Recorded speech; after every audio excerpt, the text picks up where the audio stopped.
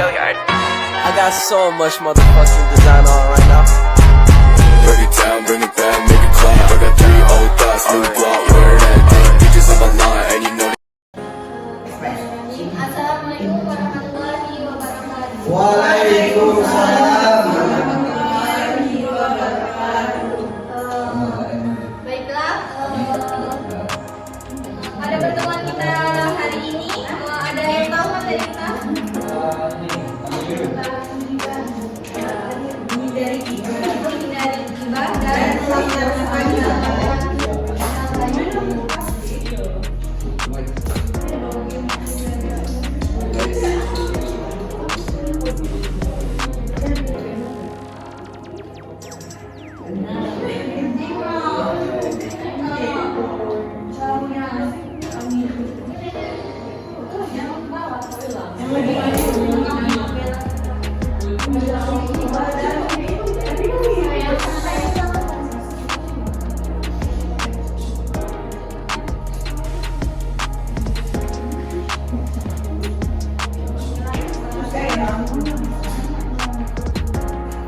jadi materi kita pada hari ini itu menghindari gibah dan melaksanakan tabayun. Sebelumnya ada yang tahu apa itu gibah? Membicarakan orang lain.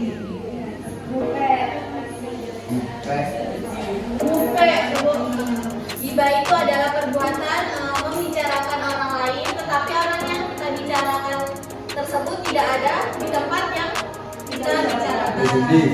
Nah, dalam konteks Islam, gibah itu dianggap sebagai dosa besar yang harus dihindari. Gibah ini berarti menggunjing, membicarakan kejelekan dan kekurangan yang ada pada orang lain. Nah, pada gibah ini terdapat pembicaraan mengenai kejelekan atau aib orang lain. Apabila dia tahu, dia tidak menyukainya. Jadi, apabila kita membicarakan orang lain dan orang yang kita bicarakan tersebut tidak menyukai tentang apa yang kita bicarakan, maka hal tersebut dinamakan dengan gibah. Nah, kemudian ada dalil tentang larangan gibah, yaitu Quran surat Al-Hujurat ayat 12 yang artinya, hai orang-orang yang beriman, jauhilah kebanyakan purbasangka ataupun kecurigaan, karena sebagian dari purbasangka itu dosa, dan janganlah mencari keburukan orang, dan janganlah membunuhnya satu sama lain. Adakah seseorang di antara kamu yang suka memakai daging saudaranya yang sudah mati? Maka tentulah kamu merasa jijik kepadanya, dan bertakwalah kepada Allah, sesungguhnya Allah Maha Penerima Taubat bagi Maha Penyayang. Nah, jadi perilaku gibah itu disamakan dengan orang yang memakan bangkai saudaranya. Kemudian ada penyebab terjadinya gibah. Yang pertama itu membicarakan keburukan orang lain dengan keinginan mengangkat derajat dirinya sendiri. Contohnya, hey si fulan itu dia itu di kelas peringkatnya rendah loh. Berbeda dengan aku peringkat 1 di kelas. Itu nggak boleh. Nah, yang selanjutnya itu sikap iri terhadap keberhasilan dan kesuksesan orang lain. Apabila ada orang lain yang berhasil atau mendapat juara, itu ia merasa iri ataupun tidak suka. Yang selanjutnya itu sikap egois yang cenderung merendahkan orang lain. Kemudian balas dendam terhadap orang lain atas perilaku terhadap dirinya. Kemudian amarah yang tidak terkendali, bercanda tanpa disadari dengan merendahkan orang lain.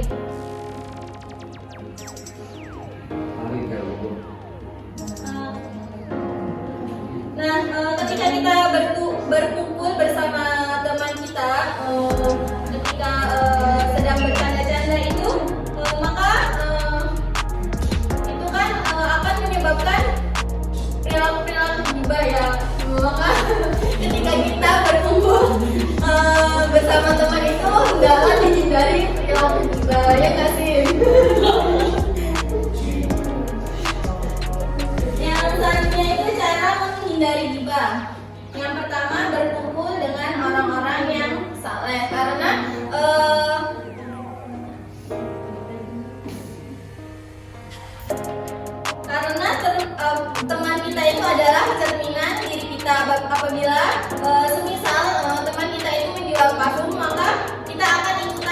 wanginya.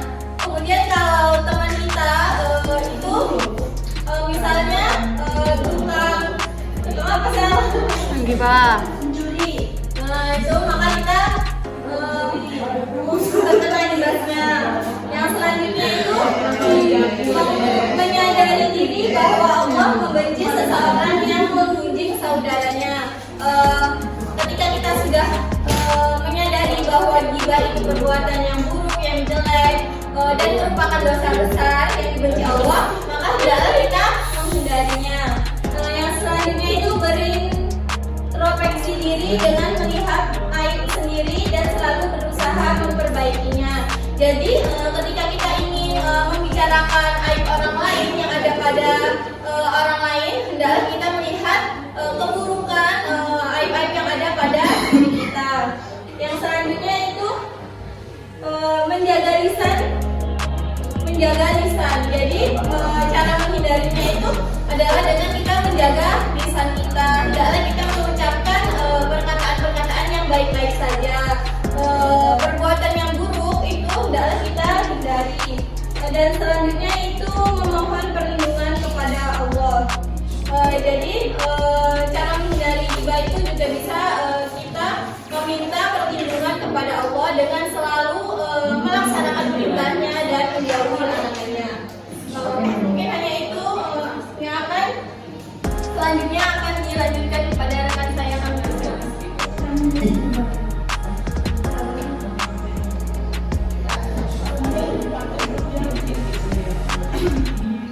Baik, di sini saya akan menjelaskan tentang tabain bagian B.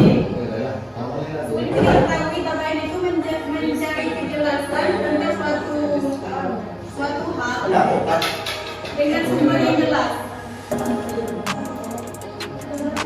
Secara bahasa tabayun, adapun istilah tabayun adalah proses yang dilakukan untuk meneliti atau menyeleksi berita dengan sikap tidak tergesa-gesa dalam memutuskan sehingga permasalahan menjadi jelas dan benar.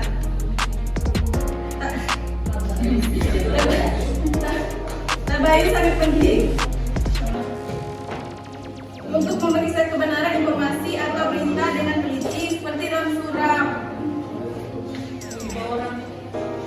Al-Hujurat ayat 6 yang artinya, wahai orang-orang yang beriman, jika seseorang yang fasik datang kepadamu membawa suatu berita, maka telitilah kebenaran tersebut agar kamu tidak mencelakakan suatu kaum karena kebodohan atau kecerobohan dalam menerima suatu berita tersebut, yang artinya kamu menyesali perbuatan itu. Agama memberikan perintah agar manusia dapat meneliti berita yang dibawa oleh orang fasik. Hal ini dilakukan dalam rangka mewaspadai. Penelitian ini untuk mendorong agar tidak ada seorang pun yang membenarkan dan memberi keputusan yang didasarkan pada informasi orang fasik tersebut.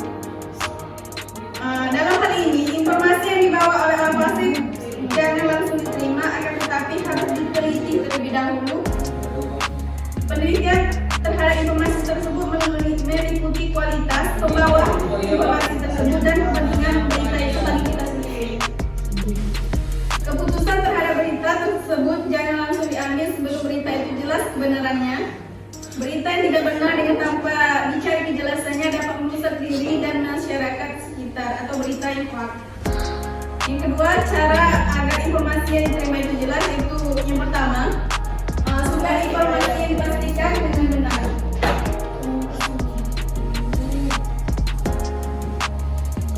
Cara agar informasi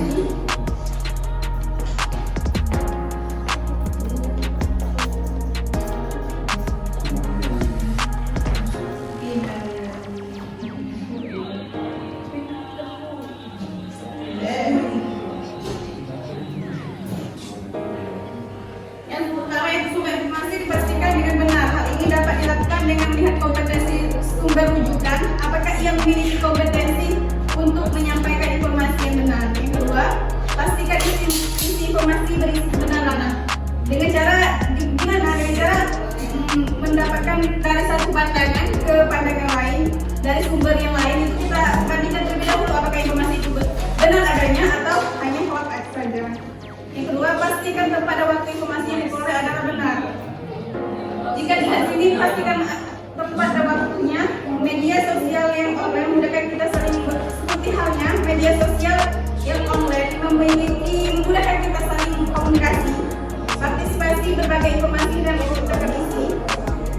Media sosial ini telah menjadi secara umum. Yang kedua, penggunaan media sosial yang memiliki dampak negatif diantaranya kebebasan informasi. Keterbukaan informasi yang ada dalam media sosial tersebut dapat menimbulkan dampak negatif. Contohnya, dalam internet dapat ditemukan informasi yang seharusnya belum layak dikonsumsi siapapun bisa melihatnya apa tidak ada pernyataan pada penyaringan. Yang kedua, sikap sosial yang melemah. Aktivitas dan waktu sebagai orang seorang disita oleh penggunaan ragam media sosial. Kelalaian dan kewajiban agama seperti sholat ditinggalkan dengan asik bermain media sosial tersebut. Mungkin itu sedikit penjelasan dari saya kembalikan kepada materi kerja.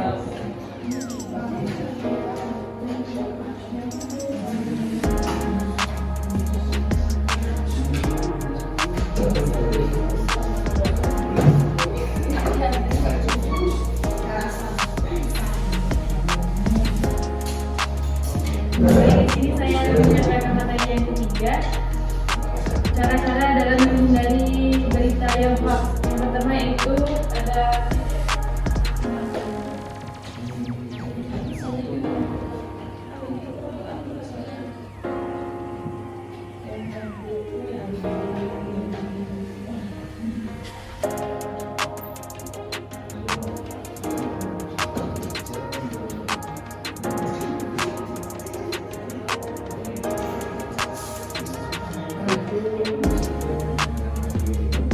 yang pertama ini ada hati dengan judul provokatif. Judul sensasional dalam berita hoax biasanya bersifat provokatif. Cara referensi berupa berita serupa ini situs online resmi apabila disertai berita yang berjudul provokatif. Yang kedua itu ada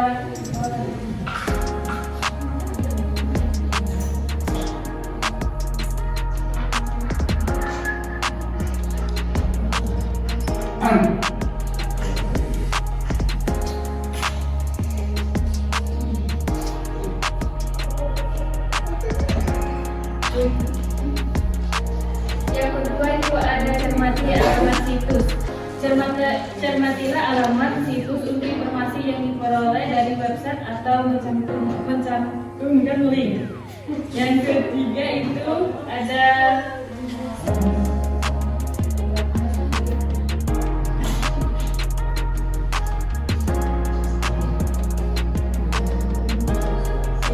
berita fakta. Sumber berita berasal dari mana dan siapa dan hendak kemana harus diperhatikan. Cari informasi yang seimbang mengenai sumber berita tersebut. Yang keempat,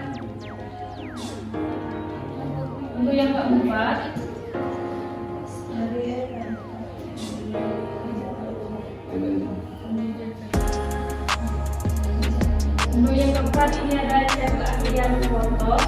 Konten berupa teks juga foto dapat dimanipulasi.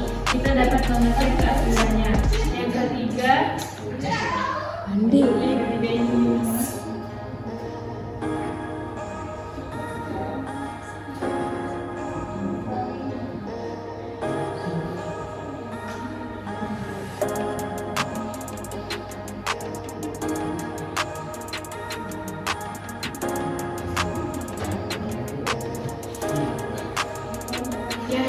ini ikut serta grup diskusi anti hoax.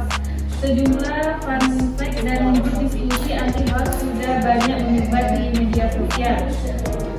Pada grup seperti ini kita juga dapat bertanya apakah informasi tersebut hoax atau benar. Kemudian materi yang terakhir, hikmah dalam tabayun.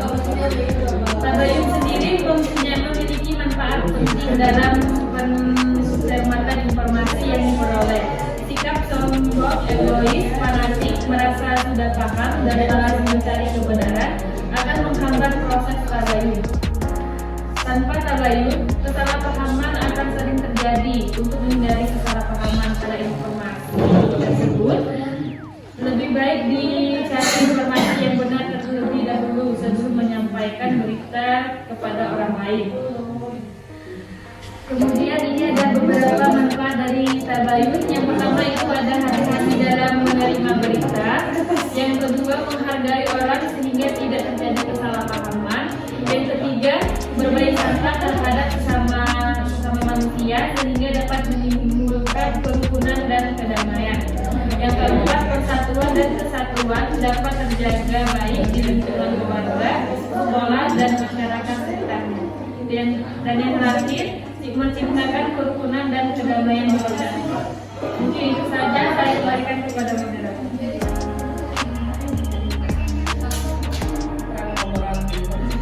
Mungkin itulah materi kita pada hari ini tentang menerima dan melaksanakan tabayun. Setelah kita mengetahui apa itu ghibah dan ketika kita mendapatkan informasi, kita harus melakukan yang namanya tabayun terlebih dahulu untuk memastikan apakah informasi itu benar-benar valid.